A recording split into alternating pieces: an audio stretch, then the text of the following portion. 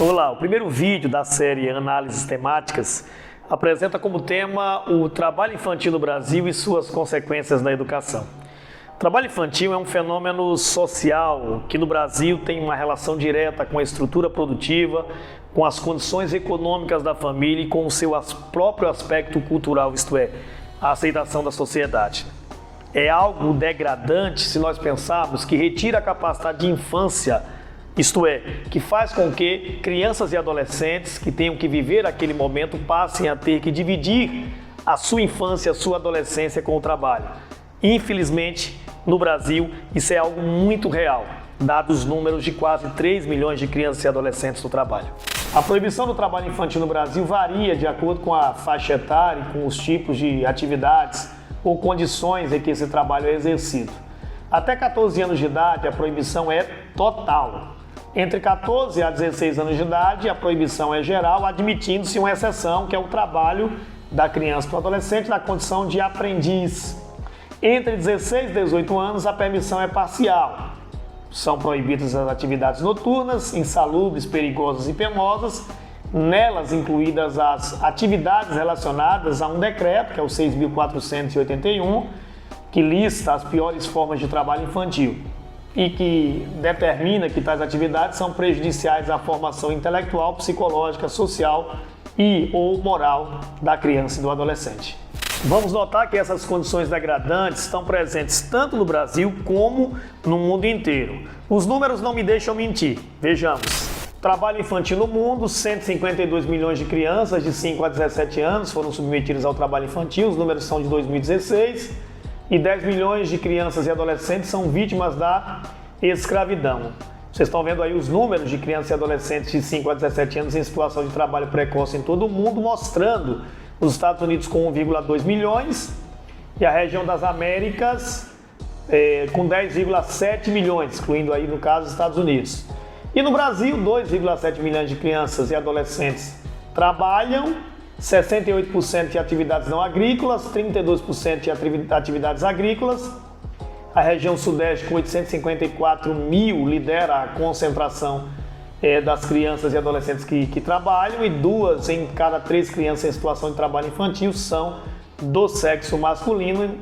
94% do trabalho infantil doméstico é realizado por meninas.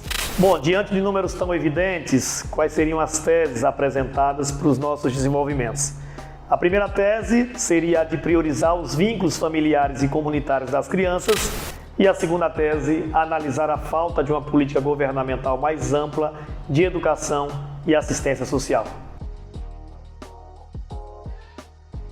As visões universalistas apresentadas para este tema têm relação com vários aspectos ligados a fatores socioculturais. Primeira visão universalista, a histórica, tem um ponto muito importante. Até a Constituição Federal de 88, crianças e adolescentes, isto é, menores de idade, não eram sujeitos de direito. Portanto, consubstanciada no Estatuto da Criança e do Adolescente, a legislação pátria determinou a extrema proteção e prioridade à criança e adolescente no Brasil, estabelecendo, portanto, políticas públicas que permitam o seu desenvolvimento. Do ponto de vista constitucional, é relevante registrar que a Constituição Federal estabeleceu em seu artigo 227 que é dever da sociedade, do Estado e da família a proteção da criança e do adolescente.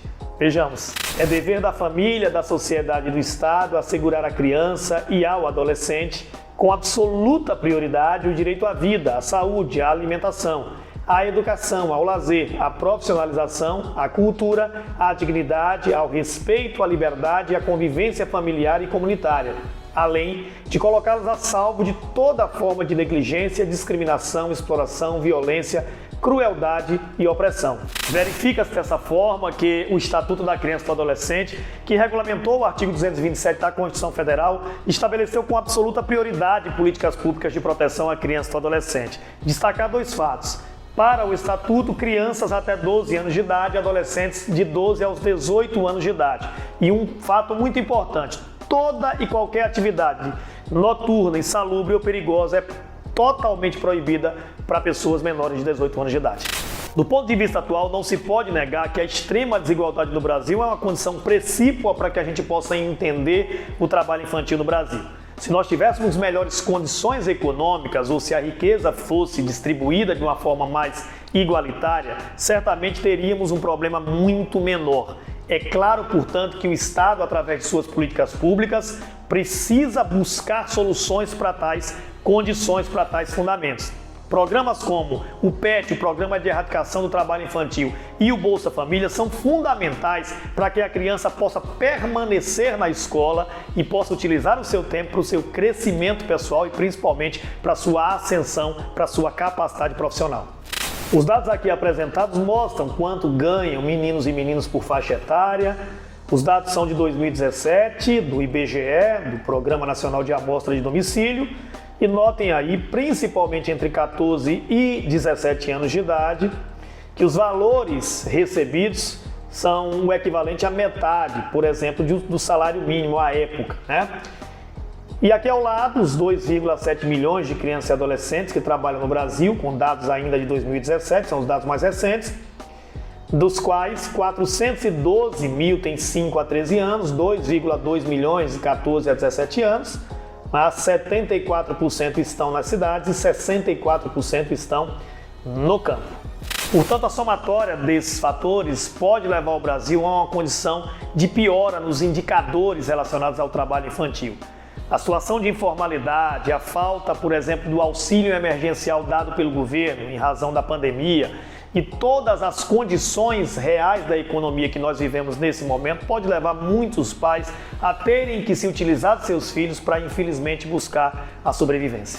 Do ponto de vista sociológico, é importante ressaltar que existe uma certa tradição cultural no Brasil de trabalho infantil, levada principalmente pela ideia de que a criança pobre ela precisaria trabalhar para não entrar no mundo do crime. Essa ideia precisa ser totalmente eliminada. A dificuldade disso é muito grande em razão das condições sociais nesse país. A criança precisa, de fato, ter todo o seu tempo, criança e adolescente, voltada para a sua capacidade de ascensão social. Na tela vocês percebem aí um recorte estrutural que eu fiz para que vocês possam entender aí tal análise sociológica. Eu coloquei aqui uma relação e uma interpretação. O relação e interpretação, lembrem-se, são comandos fundamentais da competência de número 3, que fala em selecionar, relacionar, organizar e interpretar. Vejamos a relação. Uma das maneiras de combater o trabalho infantil é romper com algumas barreiras culturais que o normalizam na sociedade. É preciso desmistificar a ideia de que é melhor trabalhar do que roubar, ou que o trabalho é bom para criar responsabilidade, tirar das drogas ou evitar situações de violência. Que interpretação você poderia fazer de tal relação de argumento? Quando se trata de violações de direitos, não se pode fazer um comparativo entre duas delas e pedir para a criança escolher. As escolhas da criança têm que figurar sobre uma lista de direitos e não de violações. Elas devem escolher entre estudar, brincar, praticar esportes e não ter que trabalhar. Por que esse recorte estrutural é tão importante? Porque cerca de 80% das crianças e adolescentes que trabalham também estudam. Então os professores precisam ser orientados para perceber a real capacidade do aluno de entendimento do assunto. Certamente isso vai deixar sequelas de caráter psicológico, de caráter psíquico, isto é, o rendimento do aluno cai bastante em razão do próprio cansaço de ter que estudar e trabalhar. Importante salientar que você tem agora a tarefa de colocar na sua redação 2 teses para os seus desenvolvimentos. Essas teses podem ser apresentadas na introdução ou não. Neste caso, nós vamos apenas fazer a análise das teses relacionando e interpretando. A primeira tese traz como proposta a ideia de priorizar os vínculos familiares e comunitários das crianças. É muito importante que a família, a escola, isto é, as instituições iniciais, elas tenham este vínculo em razão das condições de cidadania que vão sendo colocadas para essa criança.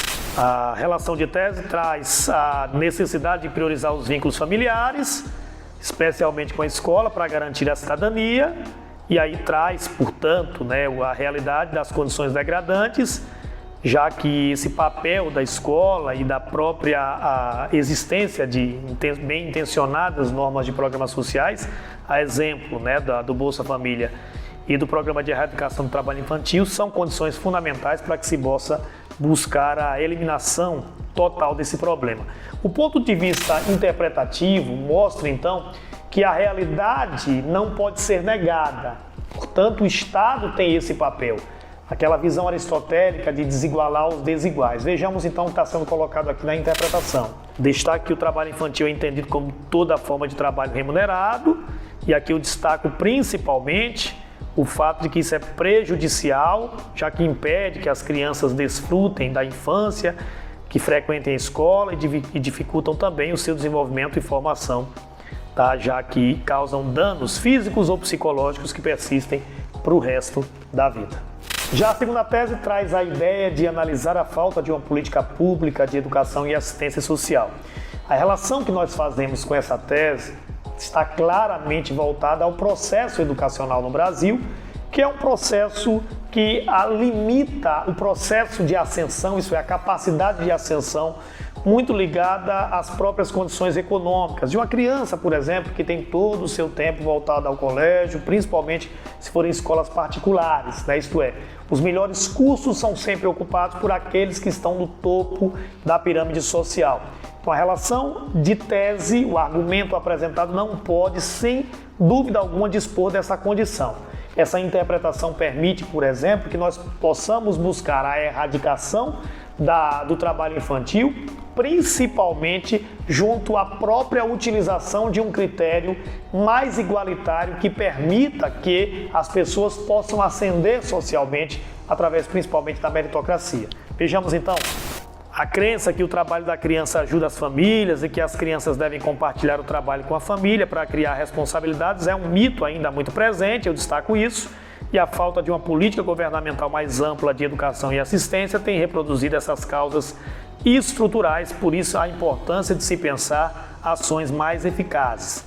Já a interpretação da tese mostra a educação como instrumento de emancipação e cidadania, que ainda é utilizada pelo poder público como instrumento na defesa dos interesses das classes dominantes em razão das dificuldades da escola pública e que, enquanto isso, as crianças pobres são oferecidas uma educação na qual basta praticamente saber leitura e escrita, pois consideram que é suficiente o aprendizado de um ofício. Bom, nossa proposta de solução parte do princípio de que se os efeitos do trabalho infantil são deletérios, são ruins para a criança na escola, é óbvio então que a gente tem que pensar o trabalho infantil como algo nefasto, portanto, algo que não deveria acontecer. A educação então faz um papel e traz um papel muito importante na formação de uma capacidade cultural que entenda a sociedade a partir de uma nova composição paradigmática, isto é, um capital social necessário para que as pessoas possam entender aquilo como algo de fato ruim para a formação das crianças e adolescentes, tá? Nós temos aqui duas pequenas propostas, uma falando da própria questão da formação dos professores e uma outra falando das chamadas ações intersetoriais que aproximem a comunidade escolar, tá, de políticas públicas relacionadas a órgãos de proteção à criança e ao adolescente. Vejamos. Vocês estão vendo aqui, então, a ideia da formação dos professores, realizar nas escolas uma formação para incentivar o desenvolvimento de projetos sobre o tema. Em uma primeira etapa, formar os técnicos da secretaria, os coordenadores municipais, depois envolver coordenadores pedagógicos e professores. E a ideia, portanto, seria de que a formação prevê que a escola elabore um plano de ação que deve ser desdobrado junto à comunidade escolar, como a realização de tarefas em sala de aula, atividades lúdicas como teatro e a contação de histórias, palestras com os familiares, sempre tendo como modo central os direitos das crianças e dos adolescentes. E essa ideia que eu falei para vocês da ação intersetorial, que eu busquei aí, portanto, nos principais órgãos de defesa e de proteção à criança e adolescente, são vários aqui no Brasil, tanto organizações não governamentais ligadas a entidades sociais, como também a entidades patronais, que é o caso da Fundação Abrinq. Nesse caso, a escola deve atuar numa perspectiva integrada junto à rede de garantia de direitos. As unidades escolares podem fazer um questionário instrumental para uso em sala de aula, que busca investigar a realidade do estudante, a faixa etária, se trabalha ou não, quantas horas. E a partir disso, os CRAS, os Centros de Referência de Assistência Social, conseguem promover visitas a essas famílias para orientá-las ou fazer encaminhamento para os órgãos responsáveis. E por fim, essa ação serve para dar indícios aos educadores em sala de aula e para munir a assistência social, que de modo geral só consegue identificar cerca de 5% apenas dos casos de trabalho infantil apontados pelo IBGE. Como há poucos efetivos nessas funções, esses casos dependem de denúncia para virem à tona, já que são, em sua maioria, naturalizados pela sociedade. Tema do trabalho infantil, portanto, terminado. Bons estudos.